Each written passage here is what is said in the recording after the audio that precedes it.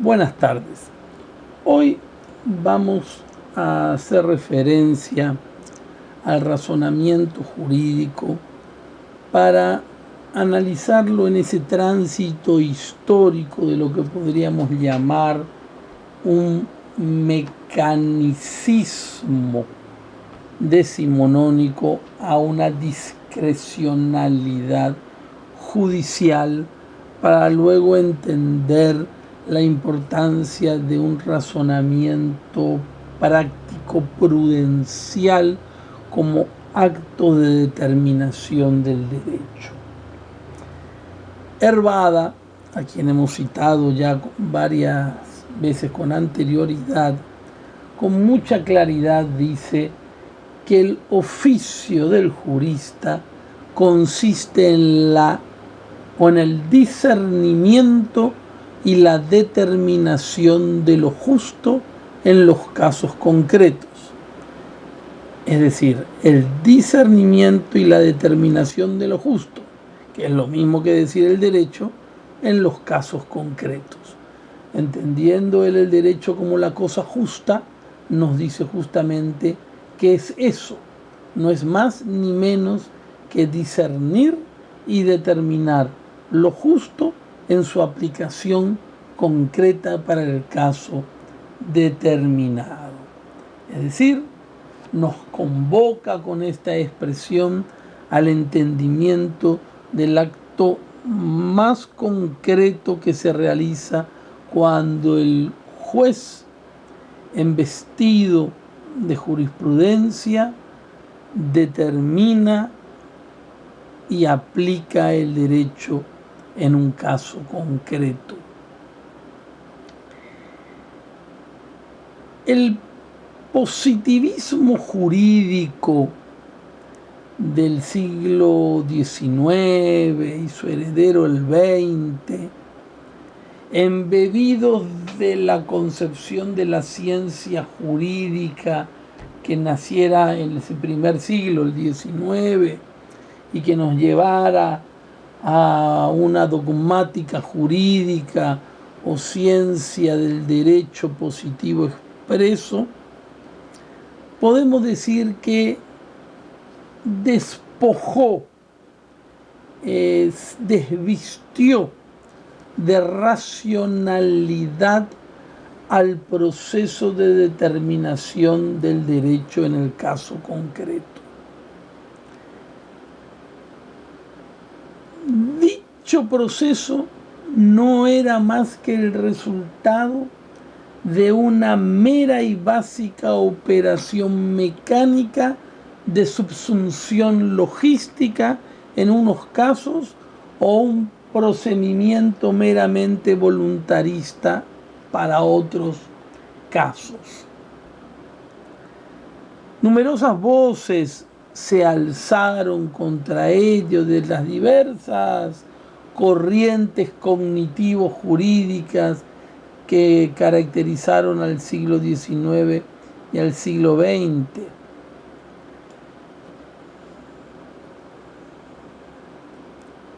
Criticaron esta concepción meramente silogística pura, considerada como trasnochada en este tiempo que nos toca vivir, desfasada. Las corrientes que buscaron, que defendieron, que abogaron por la recuperación de la racionalidad en las ciencias prácticas y el pensar analógico en la ciencia jurídica,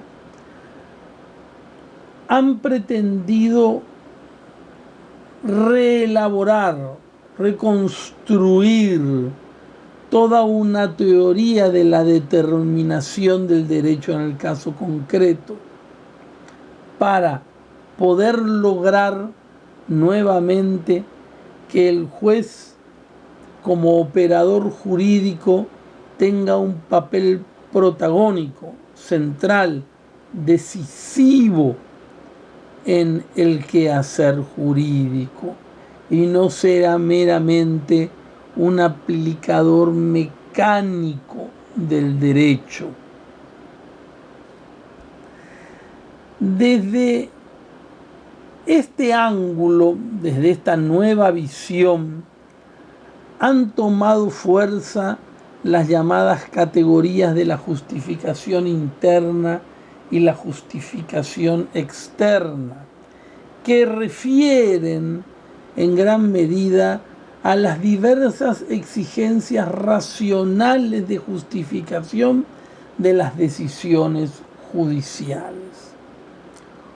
Por otro lado, es innegable que la hermenéutica ha introducido en la filosofía del derecho y en la teoría del derecho una nueva y renovada, vigorosa concepción del papel del intérprete en ese proceso de determinación, dejando de lado muchas veces esa mera o solo posición mecánica silogística, poniendo de relieve fundamentalmente que todo aquello, aún hasta lo fácil, debe ser interpretado.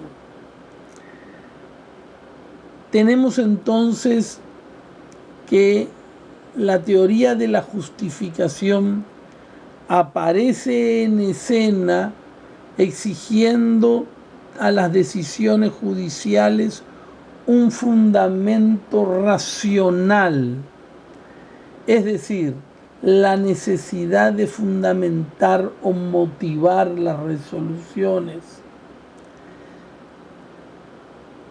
Podríamos decir que, sin embargo, esta posición que vigorosamente se adentró frente a la otrora posición mecanicista, adolece de una explicación acerca del procedimiento, también cognoscitivo racional, del establecimiento de las premisas aducidas en la justificación interna, es decir, en el silogismo o para algunos cuasi silogismo prudencial práctico o práctico prudencial. Muy bien, vamos a ir viendo entonces la evolución de la cuestión. Decíamos que por un lado la tesis del mecanicismo deductivista caracterizó a la escuela de la exégesis francesa, que pretendió explicar el acto por el cual el juez aplicaba el derecho en los casos concretos y resolvía así los conflictos surgidos dentro de una sociedad determinada. El positivismo jurídico es una teoría que describe al derecho, y lo sabemos bien, como un mero conjunto de normas constituido como un todo completo y lógicamente coherente, es decir, un sistema sin lagunas, sin ambigüedades, sin contradicciones, que es capaz de prever las respuestas jurídicas a todas las situaciones sociales relevantes para el derecho. De esta manera, el derecho se identifica con la ley creada por el legislador, de modo tal que solo es jurídico lo legal. El derecho en esta visión se reduce al derecho positivo de origen legislado.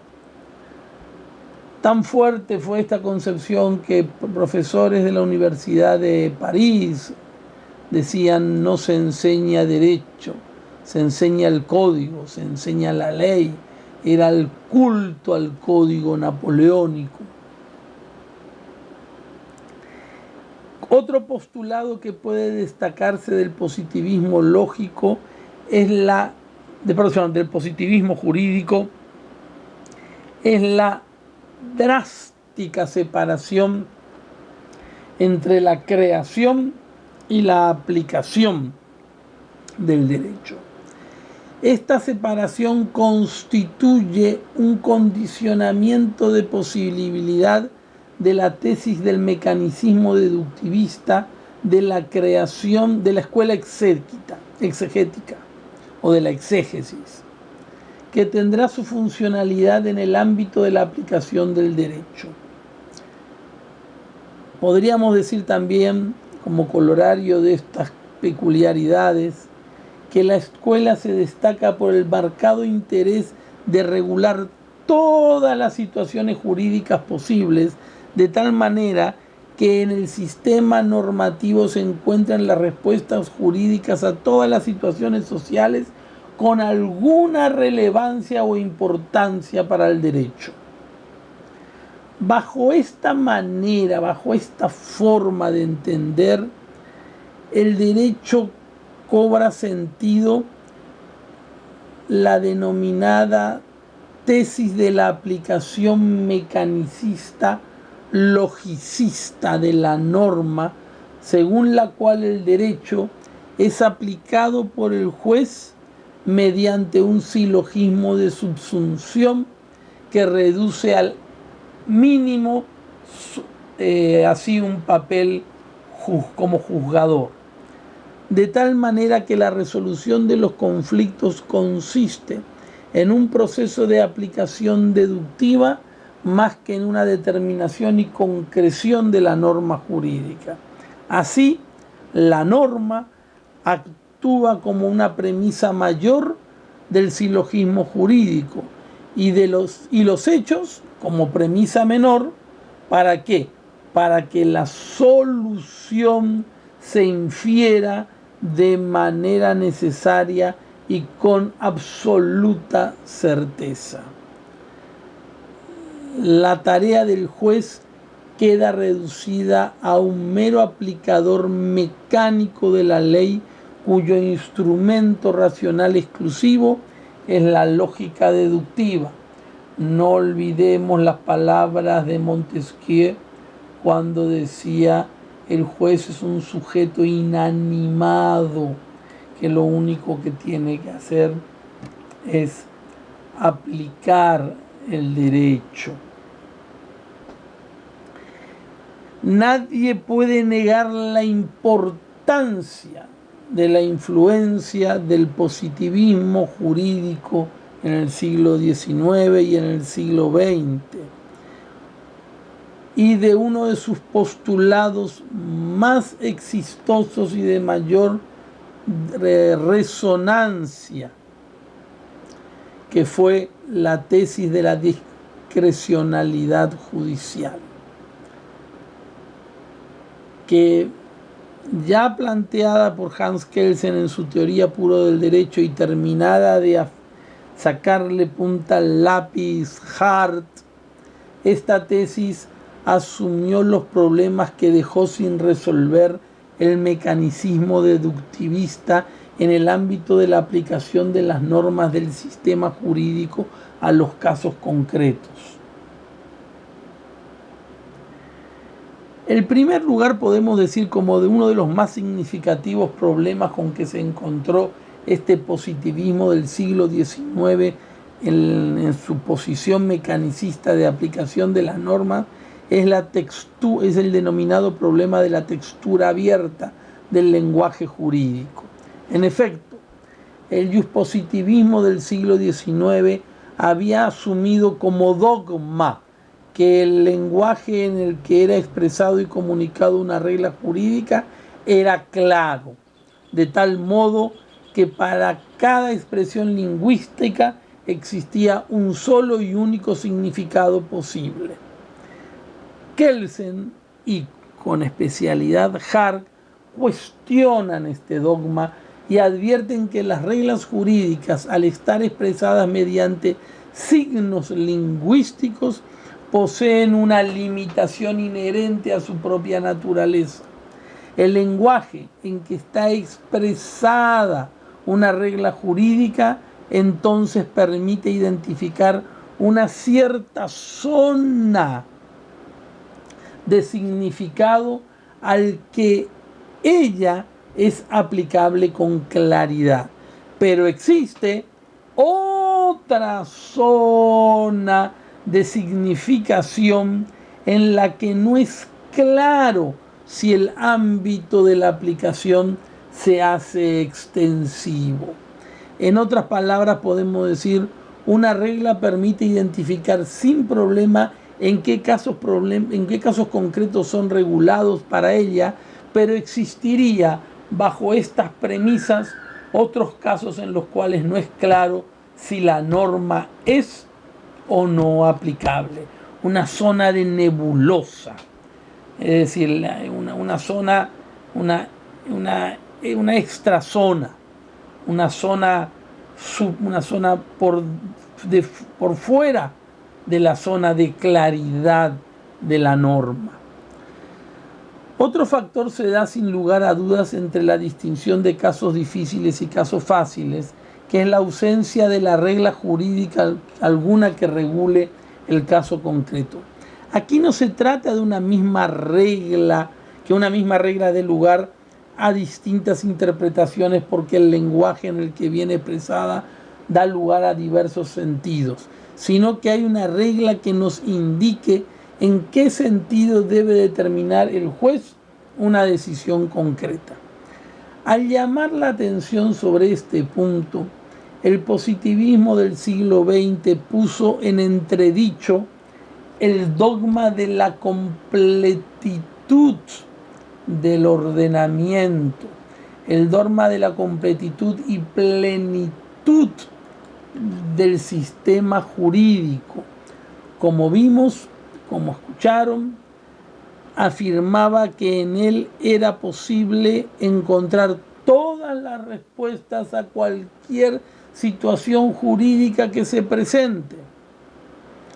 No todo estaba regulado y previamente determinado y resuelto en el sistema jurídico.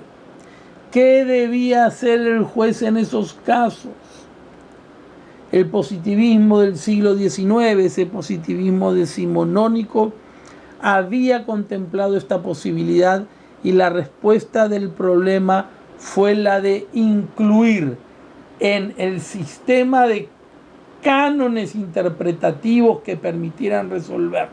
Sin embargo, advierte Hart que estos cánones de interpretación no pueden eliminar, aunque sí disminuir, estas incertidumbres, porque estos cánones son a su vez reglas generales que también requieren interpretación.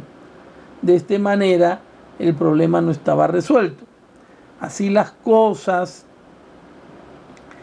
el positivismo del siglo XX, tenemos que hay casos en los que es posible identificar la regla jurídica que establezca una solución jurídica previa. En estos supuestos puede darse a entender dos posibilidades: que el caso está dentro del núcleo duro de significación y estaremos entonces ante un caso fácil cuyo razonamiento es de mera aplicación, o bien la segunda posibilidad es que el caso se presente en esa zona de penumbra que habíamos hecho referencia, a esa zona de penumbra de significación de la norma, y estaremos ante un caso difícil. También estaremos ante un caso difícil en el evento de que no sea posible identificar en el sistema una norma aplicable al mismo. En esta última tipología de casos ya no basta un simple procedimiento de aplicación, hace falta un procedimiento interpretativo. Pero, ¿qué significaba interpretar para la teoría del derecho del positivismo del siglo XIX? Pues bien, podemos decir que significaba la aplicación de la tesis de la denominada discrecionalidad judicial. Para los casos difíciles, el positivismo decimonónico entiende que la interpretación consiste en elegir una de entre varias posibilidades de aplicación que ofrece el marco dentro del cual están dadas estas diversas variantes de concreción del derecho. Esta llamada tesis de discrecionalidad judicial afirma que ante los casos difíciles, el juez, al no encontrar una respuesta clara, precisa, cierta, unívoca, directa en el sistema de normas por cualquiera de las razones mencionadas, y al no poder abstenerse de juzgar en el caso concreto, tiene la facultad de crear la norma de aplicación o de darle el contenido que él considere, si es que el lenguaje en el que está expresada no es claro. Como dice Hart, en estos casos resulta claro que la autoridad que elabora la norma tiene que actuar en forma discrecional. De acuerdo a lo que acabamos de decir, llegamos a sostener que el acto por el cual el juez determina el derecho en los casos concretos puede ser de dos maneras según la clase de caso ante el cual se enfrenta el operador jurídico. Si estamos ante un caso fácil, el caso de determinación del derecho consiste en un simple acto de aplicación que se lleva a cabo a través del proceso de subsunción silogística.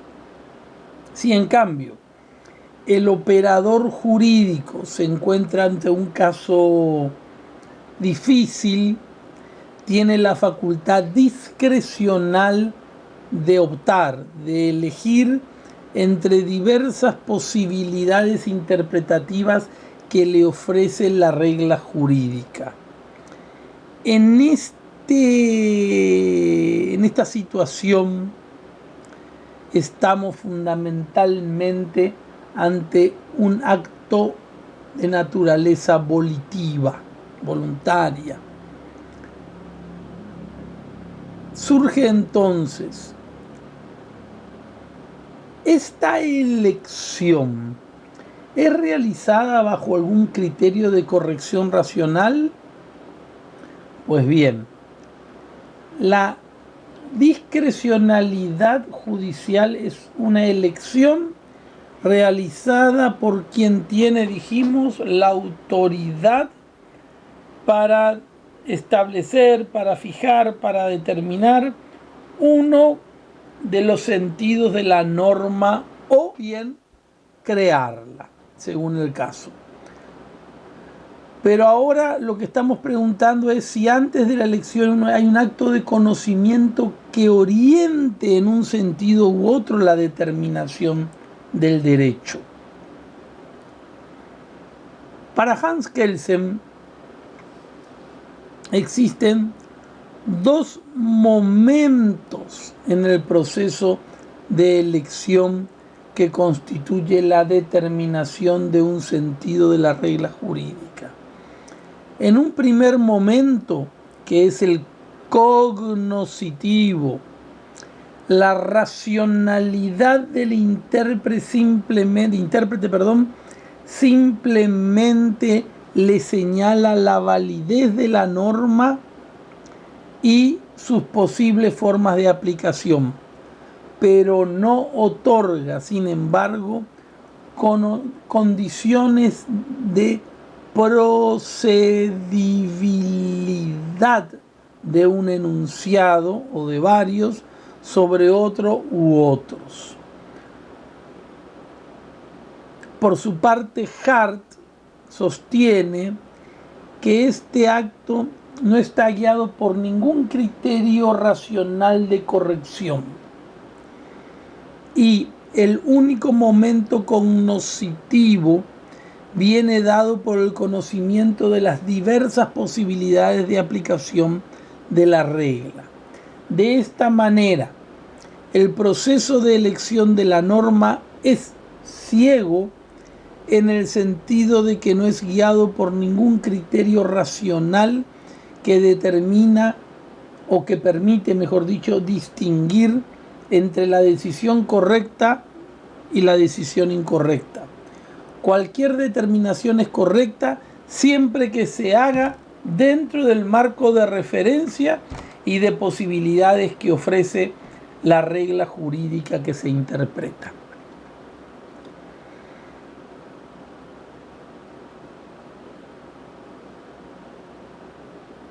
Nadie puede negar, sería absurdo, sería negar o tapar la realidad con un dedo, que el positivismo jurídico sigue irradiando en la cultura jurídica contemporánea por el papel central que jugaron sus postulados en la teoría y en la práctica del mundo jurídico durante siglos.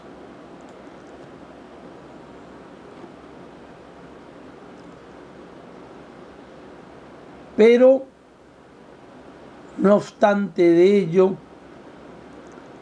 debemos hacer una referencia, tal vez meramente metódica, a aquellas visiones que, en abierta contradicción con el positivismo, han tratado de dar respuesta a los problemas que éste ha dejado sin resolver y que ella misma ha creado. Así tenemos que una de las más relevantes críticas que se ha formulado al positivismo consiste en la reducción epistemológica desde la cual esta escuela abordó el estudio del fenómeno jurídico. Este reduccionismo se manifiesta en dos aspectos. Por un lado, el propio concepto de ciencia y por otro, en cuanto al método racional de conocimiento. En estos dos tópicos encontramos el fundamento de las principales tesis del positivismo. Y hacia allí se orientaron las críticas más severas. Todo reduccionismo es malo en el entendimiento, nos limita, nos acota, nos restringe a un área. El positivismo jurídico cometió ese error epistemológico reduccionista. Pretendió reducir a la ciencia jurídica todo. Por ejemplo, tenemos en una parte, por decirle, en un primer lugar, el concepto de ciencia en el positivismo jurídico quedó reducido a ciencia teórica de naturaleza descriptiva. Las ciencias prácticas, orientadas al deber ser y directivas del obrar humano, del agere, del facere, por su parte, pierden todo valor científico, objetividad y universalidad y son reducidos, relegados al ámbito subjetivo e irracional. El modelo de ciencia teórica se asimiló al modelo de las ciencias físicas modernas que prescribían de todo tipo de fundamentación metafísica, que prescindían de todo tipo de modelo de fundamentación metafísica de la realidad, porque desde sus principios y metodología esta posibilidad le estaba vedada. Entonces, limitan su campo cognitivo al de la ciencia entendida, ciencia como la ciencia teórica de naturaleza descriptiva. Reducen y desechan toda posibilidad de ciencia práctica y encima desconocen hasta burlescamente la necesidad de una importante metafísica del ser. Bajo este modelo que pretendían exponer, las afirmaciones que pretendían ser científicas debían ser objeto de un riguroso procedimiento de verificación empírica para alcanzar el estatus de ciencia. Sin verificación, la hipótesis no es todavía una afirmación científica. De esta manera, para que el estudio del derecho adquiriera la categoría de ciencia, tuvo que ser concebido como un ser experimental, descriptivo de hechos y cuyas afirmaciones debían ser objeto de comprobación empírica. Pero el reduccionismo del concepto de ciencia a la de teórico experimental fue una consecuencia de la reducción metodológica producida en esa época.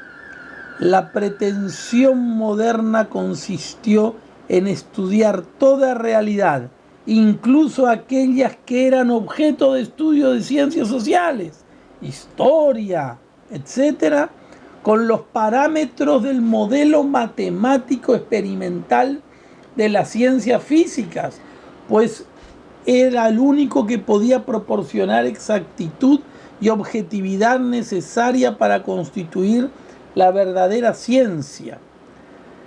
Así, el criterio de cientificidad de cualquier actividad cognoscitiva lo proporcionaba el método. No debemos olvidarnos del error de Comte, cuando Comte quiso llamar a su naciente ciencia sociología como física social, como si el ser humano estuviese movido única y exclusivamente por leyes físicas. Esta actitud metodológica fue objeto de numerosas críticas que pueden ser resumidas en los siguientes términos. El método debe adaptarse a la realidad objeto de estudio y no adaptar la realidad al método. En otras palabras, la perspectiva metodológica desde la cual se estudia una realidad determinada es condicionada por esa realidad misma, de tal manera que si se trata de un objeto especulable, es decir, un objeto que ya es y al que no se le tiene que dar forma, su conocimiento consistiría o exigiría, mejor dicho, una captación racional de su esencia que se formulara científicamente no sólo en una dimensión descriptiva, sino también en una dimensión prescriptiva. Pero el ámbito del derecho y de todas las realidades morales, este conocimiento está orientado a la acción, al dirigir al obrar del hombre, al dirigir al obrar humano. Y su objeto es operable, es decir, un objeto que todavía no es, sino que está por realizarse. Un objeto que hay que darle una forma. El derecho es ejercicio de la razón práctica, la razón operativa, y por ende su objeto es operable. Por esta razón, una de las características más importantes de la epistemología moderna fue la incapacidad que se dio desde sus postulados de fundamentar racionalmente las ciencias que versan sobre el comportamiento humano. Así las cosas, la clásica distinción entre razón teórica y razón práctica, elaborado por la filosofía clásica, desapareció, dando lugar al llamado monismo cientificista. Uno de los momentos de mayor peligro para el discurrir del saber jurídico fue el de negar cualquier validez a la razón práctica. Otra consecuencia de esta visión científico-positiva en la ciencia del derecho fue el acercamiento entre lo avalorativo y neutral a las afirmaciones jurídicas, especialmente a las decisiones judiciales que no eran susceptibles de ser valoradas como justas o injustas, puesto que la expresión esto es justo o esto es injusto no se refería a ningún hecho objetivo, sino para ellos a emociones subjetivas. Una decisión podría ser valorada solo desde una perspectiva formal, es decir, era correcta en la medida que no hubiese ninguna anomalía en el procedimiento de subsunción lógica, en la situación de los casos fáciles, o se creara eligiendo entre las diversas posibilidades que ofrece el marco normativo vigente. Por uno y por otro lado, es evidente que la negación de toda racionalidad a la ciencia práctica y a su particular modo de conocer la realidad operable estaban presentes constantemente en la ciencia, en el positivismo jurídico. La reducción de toda racionalidad a la ciencia o de toda racionalidad a la científica y el consecuente olvido de la razón práctica acarreó indubitablemente una actitud escéptica frente a la posibilidad de la calificación de la conducta humana como buena o mala, o, como en el caso del derecho, justa e injusta. En efecto, la racionalidad cientificista aplicada a la moral y al derecho no permitía más que la constatación de hechos y las relaciones entre hechos y dejaba por fuera de ella cualquier juicio valorativo de la conducta humana. El método solo permitía constatar que, de hecho, ciertas conductas se deban según ciertos patrones, pero no permitía decir nada acerca de si esta conducta era buena o mala, o si tales patrones eran moralmente legítimos. La destrucción por relativismo moral. Se relativizó la moral, se relativizó al hombre. Y el siglo XX sabemos muy bien que fue un siglo plagado de relativismo. Desde que alguien en las primeras décadas supo decirnos que nada es absoluto y todo es relativo, el siglo XX transitó por un reduccionismo relativista que le costó sangre, sudor y lágrimas tener que afrontarlo.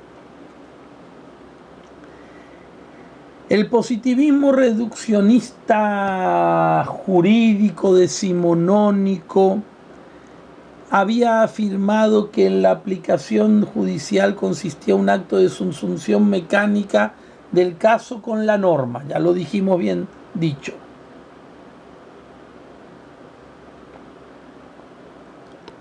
Pero advirtió que en algunos casos, los difíciles, la naturaleza del lenguaje en que viene comunicada la norma, la ausencia de norma para el caso o la existencia de varias posibles normas aplicables a un mismo caso, hacía imposible este ejercicio mecánico de subsunción o silogismo mecánico.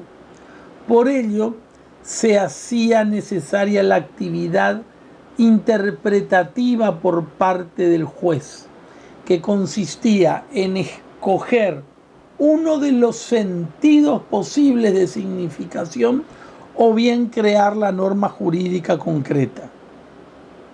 Este es un ejercicio discrecional, por lo tanto, librado a la voluntad del juez, librado a la voluntad del operador jurídico. Hubieron críticas muy fuertes, de la escuela, por ejemplo, hermenéutica jurídica.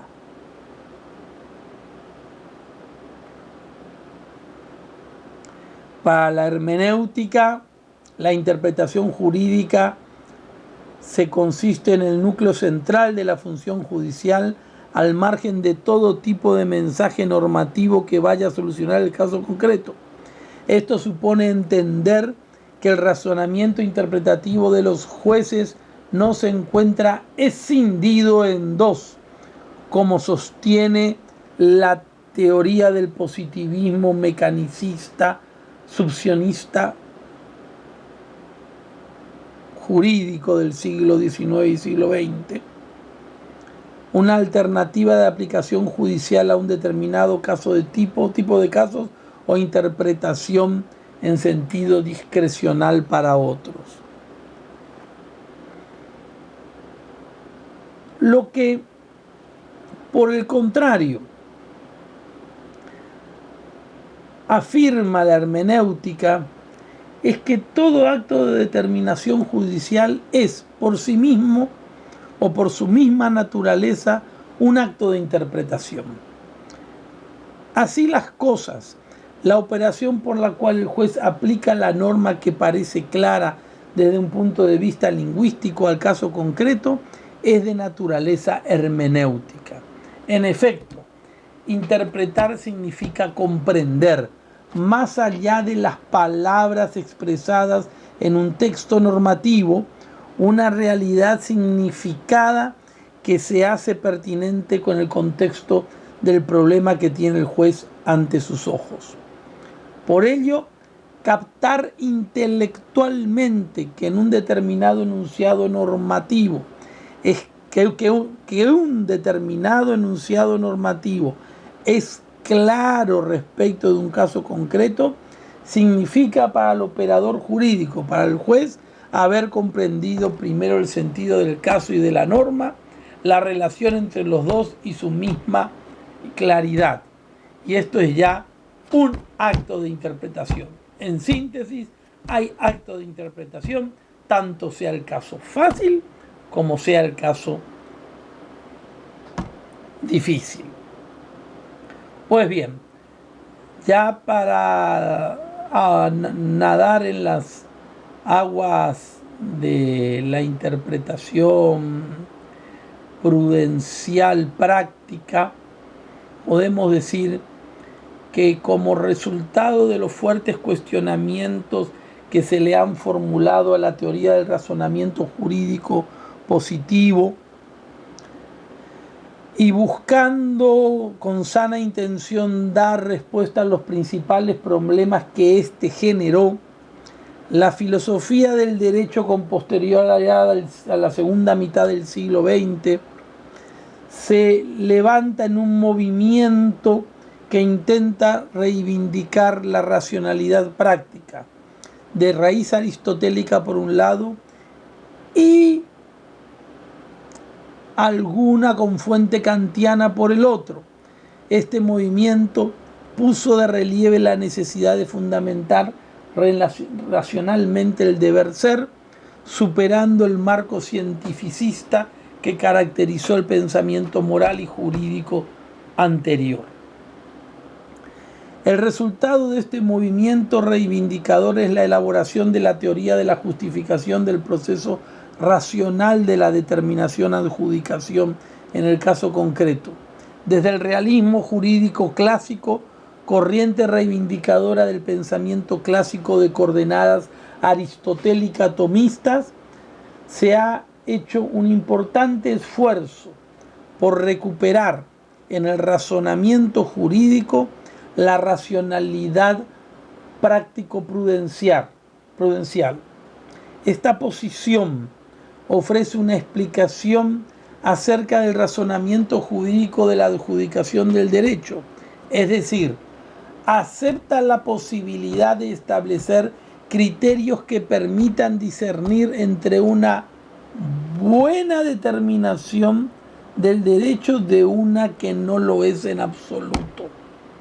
En ella se articulan elementos tanto de forma de razonamiento como elementos de fondo, y cuya explicación coincide en algunos aspectos con lo que la teoría contemporánea del derecho denomina justificación interna y justificación externa de la argumentación jurídica. La tesis central de esta corriente es que si bien la corrección formal del proceso de determinación del derecho es necesaria y por lo tanto las reglas del silogismo son aplicables en dicho proceso, es igualmente necesario, por la naturaleza del objeto de determinación y la finalidad que le es propia, la integración de elementos racionales que van más allá del mero razonamiento formal. En efecto, saber qué es lo justo, es decir, el derecho, en un caso concreto, no se obtiene únicamente a través de un procedimiento de deducción silogística a partir de unas normas jurídicas previamente establecidas, sino que requiere un proceso de deliberación prudencial, medio por el cual la razón práctica determina el derecho en un caso concreto. Un silogismo práctico prudencial es la mejor forma de denominar a este proceso racional de determinación.